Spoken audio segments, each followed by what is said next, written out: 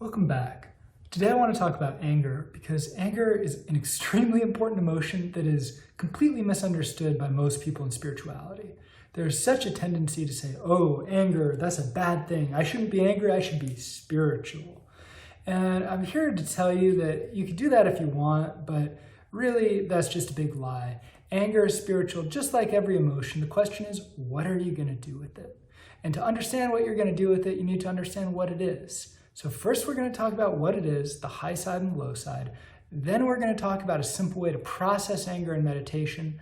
And then we're going to talk about a really deep dive, a process that you can do over the course of a couple days, 3 days actually, called anger letters that might just change your life. So let's dig in. So first, understanding anger. Now, there's a lot of anger in the world today, and understandably so. There's a lot of injustice and pain that's gone unacknowledged for too many people. And even when it is acknowledged, if you don't process your own anger, it's still going to be there. It's a damn shame that we've been taught that anger is so poisonous. It's only poisonous if you hold on to it. It's only poisonous if you let it build up. It's only poisonous if you use it to punish. It's time to let ourselves be angry. It's time to let ourselves grieve. It's time to let ourselves feel, finally. And that's what we're going to get into in this video. And if you're the type who already gets angry too much, where you're just like, bah!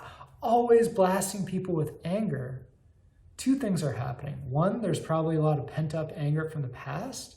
And two, you have a belief that you can kind of use anger to get your way. And once your anger is softer, you'll be able to see that, yeah, sure, you can really blow up and maybe you'll scare people into agreeing with you. But also if you use the appropriate amount of anger in the situation, you'll start to inspire people because they'll be able to feel you. They'll be like, oh, wow, you're right. No, I don't feel punished. I feel like you're on point right now. Yeah, thank you. Thank you for letting me know. And so whether your anger has been stuffed for a long time or whether your anger has been overactive for a long time, these practices will help. Now, the high side of anger is just to slow down reality enough to get your point across, to speak your truth. If someone keeps talking over you and you try to interrupt back, but you can't quite get a word in, that's when you get a little angry. That's when you say, hey, come on, I'm trying to get a word in edgewise. Can you help me out? And once you get the attention, you can drop it. It's not like then once you finally get the microphone, you have to be angry the whole time because you didn't get it fast enough. No, anger is just a tool to slow down reality so that you can be heard. And the sooner we can do that, the better, because the sooner you can get it out, the smaller it is. You don't need to let it build, and be like, oh, I'm fine. I'm really fine here. I'm really fine. And then explode. That's not really going to get people to actually change. It can be a wake-up call, but once you have them listening, once it's like, oh man, I got to pay attention here, there's really no point in dwelling in anger. Righteous anger is when you have something that you feel is right to be angry about, but you hold it back. You don't say it to the person. You don't give them the feedback that they need to hear in order to grow.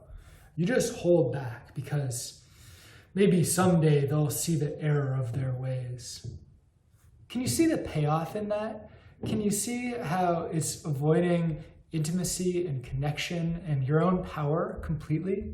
Can you see how it's just your ego screwing with you? Righteous anger doesn't serve any purpose, not in that regard. I mean, sure, Jesus, righteous anger, kicking the moneylenders out of the temple. But you know what Jesus did with that anger? He used it.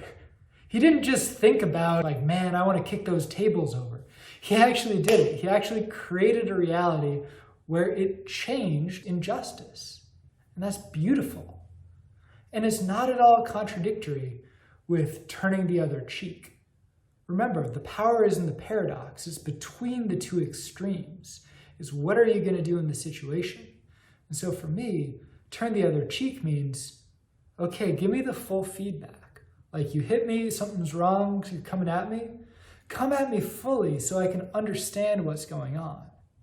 It doesn't mean I'm just going to let you hit me forever. It just means I'm going to understand what's going on long enough so I can respond appropriately.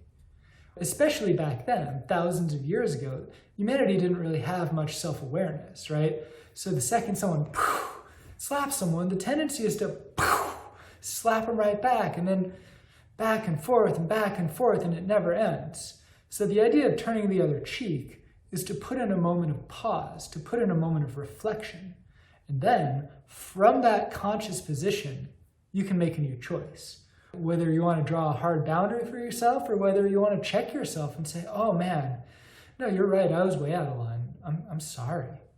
It's up to you. You have to trust yourself in the moment. You have to lean on that connection inside to know what's right, to keep your heart open, to remember to look for wisdom, that is, to see the big picture without losing track of the situation at hand. When you use anger within that greater understanding, it becomes your friend, and quite frankly, it becomes the friend of the people you're expressing the anger to. Because if they're crossing your boundary, they need to know about it. The Buddhists have a term for this. There's grandmother compassion, which is what we usually think of. Oh, they're there, yeah. They also have fierce compassion, wrathful compassion, which is that when something is going in circles that's not serving anyone or anything, you must be able to interrupt it. Remember, the high side of anger is just to slow reality down enough so that you can speak clearly. What's happening is that you're getting over the mind's natural propensity to just numb out. Because most of us are scared of our anger.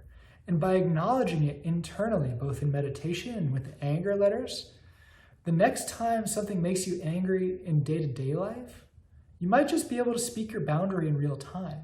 You might just say, oh, hey, no, actually, I really wanted that last brownie. Whereas the alternative might just be to be like, oh God, it's happening again. They're so greedy. What an asshole. You know, you're condemning people, judging people. And if you don't speak your anger, you never even get a chance to see what kind of person they really are. The question is, how are they going to respond to your anger? Are they going to say, oh, sorry, I didn't know you wanted this. Here, have it, or I'll split it with you. Or, you know, maybe they'll give you reason to be more angry, and maybe you'll learn that this person doesn't actually care that much, and I don't want to be friends with them. But whatever it is, you'll benefit. Your reality will benefit. The other person will benefit from knowing who you are and what's important to you. And also, your self-esteem will increase because you'll see yourself operating in a new way, operating in a more powerful way, where you're not having to suffer in silence. And I can't stress enough how important that is. Because when you model what it's like to be safe with anger, when you can be an example of a healed being who can process their anger appropriately, use it without being punishing, and be comfortable with the anger in other people, that's when we're going to start to see some changes in this world. It's when we can start to work it out. So it's really worth it. Get comfortable with your anger. Don't just hold it up or pretend it doesn't exist. I know it can be scary speaking anger to other people. So if you want to do it, remember, you can always just add a little disclaimer. Say, hey, help me out if I'm wrong here, but this seems totally effing crazy, right? You don't have to go 0 to 60. Anger isn't the problem. Not knowing how to relate to anger is the problem. And so all of the tools and frameworks in this video should give a good introduction, a good working relationship with your own anger so that you can use it constructively, so that you can find the clarity, the truth, the power inside of it, and not use it as a cudgel and not use it to weigh yourself down, but to actually express it so that we can all do a little bit better.